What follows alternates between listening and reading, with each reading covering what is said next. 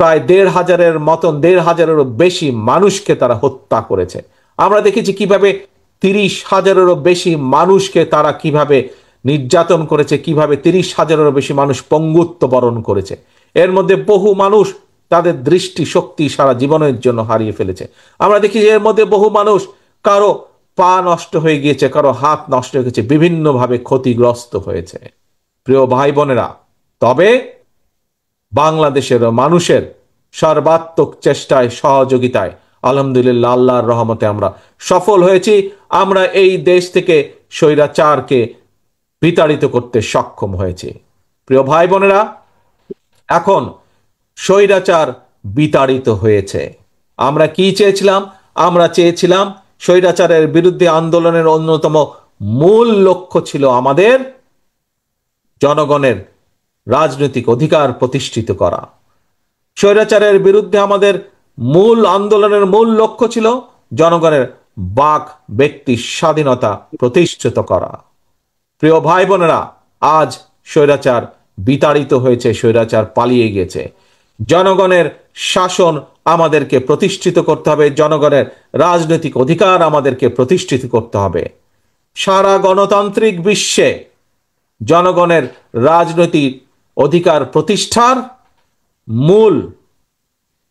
মূল উপায় হলো, মূল পন্থা হলো জনগণের সরাসরি ভোট প্রয়োগের ব্যবস্থা করা।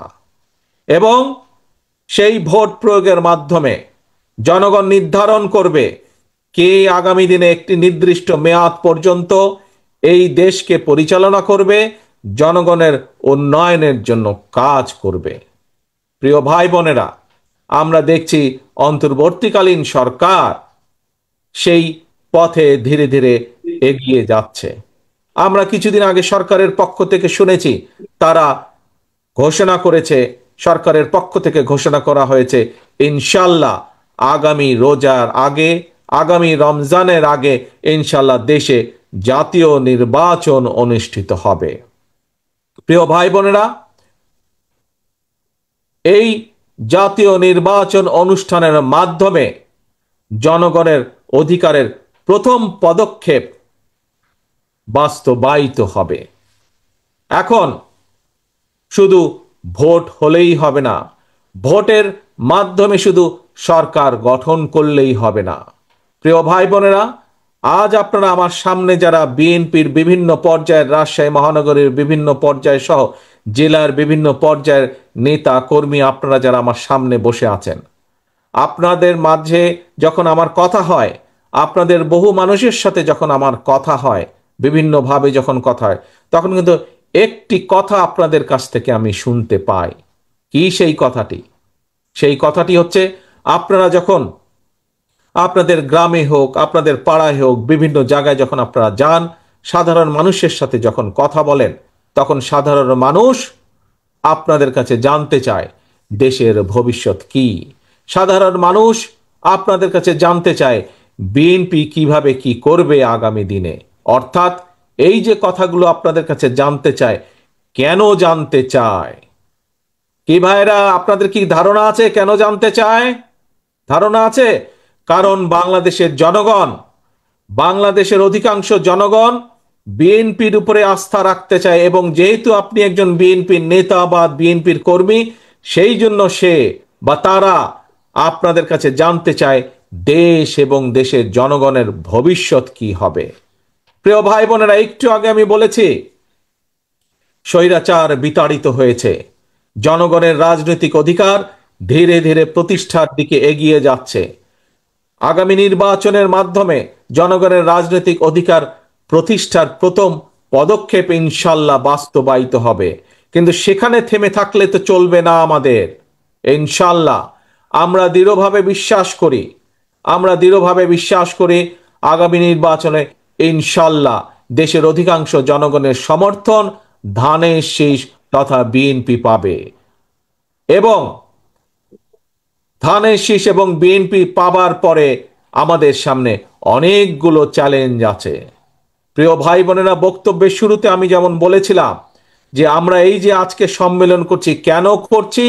আমরা সম্মেলন করছি এই সম্মেলনের মাধ্যমে আমরা নেতাকর্মীকে দায়িত্ব দিব, তারা সুন্দরভাবে দলকে আরো শক্তিশালীভাবে যেভাবে গড়ে তুলবেন, তারা দলের নীতি আদর্শকে নিয়ে যাবেন জনগণের কাছে।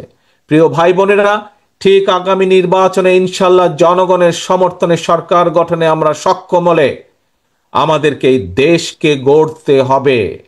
একটু আগেই আমি বলেছি, স্বৈরাচার এই দেশের শিক্ষা ব্যবস্থাকে ধ্বংস করে দিয়েছে, স্বৈরাচার এই দেশের বিচার ব্যবস্থাকে ধ্বংস করে দিয়েছে, আইন শৃঙ্খলা বাহিনীকে ধ্বংস করে দিয়েছে, অর্থনৈতিক ব্যবস্থাকে ধ্বংস করে দিয়েছে, স্বাস্থ্য ব্যবস্থাকে ধ্বংস করে দিয়েছে। প্রত্যেকটি ব্যবস্থাকে তারা ধ্বংস করে দিয়েছিল তাদের নিজেদের স্বার্থে।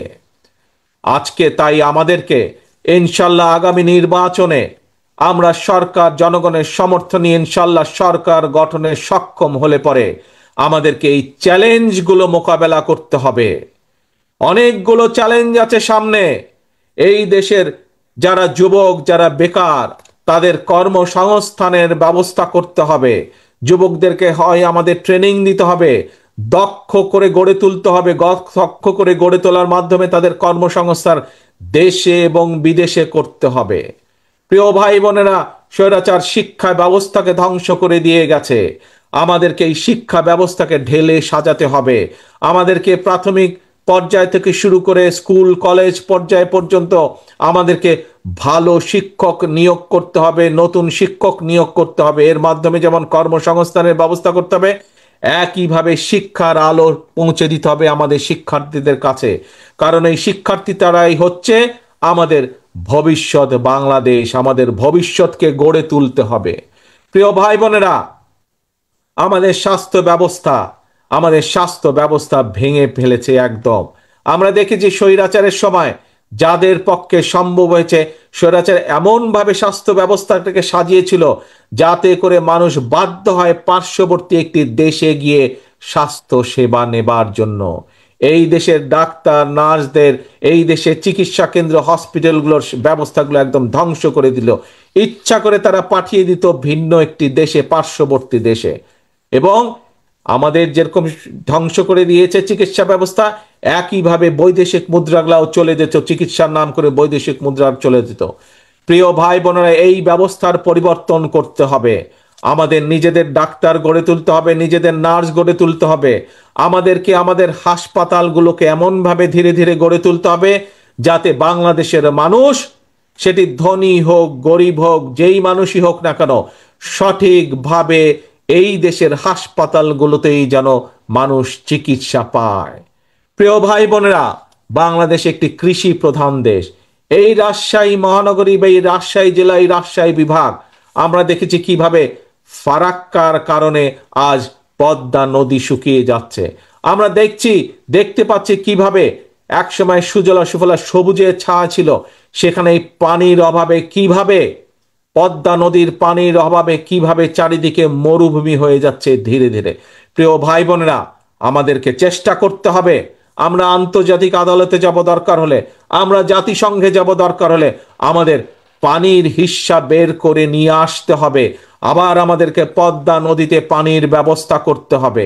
আমাদেরকে খালগুলো খনন করতে হবে যাতে শুকনো মৌসুমে যদি আবার পানি নিয়ে আমরা পানির ব্যবস্থা করি, এবং আবার যদি পানি নিয়ে তারা ঝামেলা করে, তাহলে যাতে আমাদের খালগুলো পানি ধরে রাখতে পারে। আমাদের কৃষকদের জন্য, আমাদের মানুষের ব্যবহারের জন্য সার্বিকভাবে পানির ব্যবস্থা আমাদেরকে করতে হবে। কাজে প্রিয় ভাই বোনেরা, সামনে অনেক কাজ, সামনে অনেক চ্যালেঞ্জ। এই চ্যালেঞ্জগুলো আমাদেরকে নিতে হবে। আমাদেরকে আমাদের দেশের বেকারদের কর্মসংস্থানের ব্যবস্থা করতে হবে। ছোট ছোট কলকারখানা আমাদেরকে গড়ে তুলতে হবে। এই কলকারখানা গড়ে তোলার মাধ্যমে এই কলকারখানায় যেসব দ্রব্য উৎপাদিত হবে, সেগুলো একদিকে দেশের মানুষের ব্যবহারের জন্য, আবার একই সাথে আমাদেরকে বিদেশেও রফতানি করতে হবে। প্রিয় ভাই বোনেরা, আমাদের সামনে চ্যালেঞ্জ আছে। আজ বহু মানুষ বিভিন্ন সমস্যার কারণে বিচারালয়ে যেতে হয়, বিভিন্ন পর্যায়ের বিচার ব্যবস্থার কাছে বহু মানুষকে যেতে হয়। সেটি জমির সমস্যা হোক, বিভিন্ন বিষয় সমস্যা হোক, পারিবারিক হোক, সামাজিক হোক, বিভিন্ন ব্যবসা। কিন্তু আমরা দেখছি কিভাবে বিচার ব্যবস্থার জটিলতার কারণে, দীর্ঘসূত্রিতার কারণে বছরের পর বছর সাধারণ মানুষকে কোর্টের বারান্দায় ঘুরতে হয়। আমাদেরকে এই ব্যবস্থার পরিবর্তন করতে হবে, যাতে করে মানুষ দ্রুত বিচার ব্যবস্থা পায়, দ্রুত বিচার পায়, দ্রুত সুরাহা করতে পারে তার সমস্যার সমাধান। প্রিয় ভাই বোনেরা, আপনাদের সামনে আমি এরকম কতগুলো চ্যালেঞ্জের কথা আজ তুলে ধরেছি। এরকম আরো বহু চ্যালেঞ্জ আছে আমাদের। এই চ্যালেঞ্জগুলো আমাদেরকে মোকাবেলা করতে হবে। কৃষির চ্যালেঞ্জ আছে, কৃষকদেরকে সঠিক সময় বীজের ব্যবস্থা করতে হবে, কৃষকদেরকে সঠিক সময়ে আমাদের সার পৌঁছাতে হবে, কৃষি উৎপাদন আমাদেরকে বাড়াতে হবে। আবার একই সাথে খেয়াল রাখতে হবে মানুষ যাতে স্বল্প মূল্যে কৃষি পণ্য পায়, কিন্তু একই সাথে আবার কৃষকও যাতে তার উৎপাদিত দ্রব্যের সঠিক মূল্য পায়। ভাই বোনেরা, বিগত 1 যুগ ধরে স্বৈরাচারের শাসন আমলে এই দেশকে ধ্বংস করে দেওয়া হয়েছে। আপনারা যখন মানুষের কাছে যান, মানুষ এই জন্যই আপনাদের কাছে জানতে চায়, কারণ মানুষ বিশ্বাস করে যে একমাত্র বাংলাদেশ জাতীয়তাবাদী দল, একমাত্র আপনাদের প্রিয় দল বিএনপির পক্ষেই সম্ভব ধীরে ধীরে এই দেশকে আবার গড়ে তোলা। এখানে অনেক মুরব্বী উপস্থিত আছেন, বহু মুরব্বী এখানে উপস্থিত আছেন। মুরব্বীদের নিশ্চয়ই খেয়াল আছে, আমরা দেখছিলাম স্বাধীনতার পরে যারা দেশ শাসনে এসেছিল, ক্ষমতায় এসেছিল, আমরা দেখেছি 74 সালে কিভাবে দুর্ভিক্ষে ছেয়ে গেছিল, 75 সালে কিভাবে দুর্ভিক্ষে ছেয়ে গেছিল। কিন্তু পরবর্তীতে আমরা দেখেছি শহীদ জিয়ার আমলে কিভাবে আবার খাদ্য উৎপাদন বৃদ্ধি করার মাধ্যমে দুর্ভিক্ষকে দূর করে আমরা বিদেশে খাদ্য রফতানি করেছিলাম। প্রিয় ভাই বোনেরা, বাংলাদেশ একটি সম্ভাবনাময় দেশ, শুধু প্রয়োজন সঠিকভাবে পরিচালনা করা। আসুন, এই কাজ বিএনপি করে দেখিয়েছে অতীতে।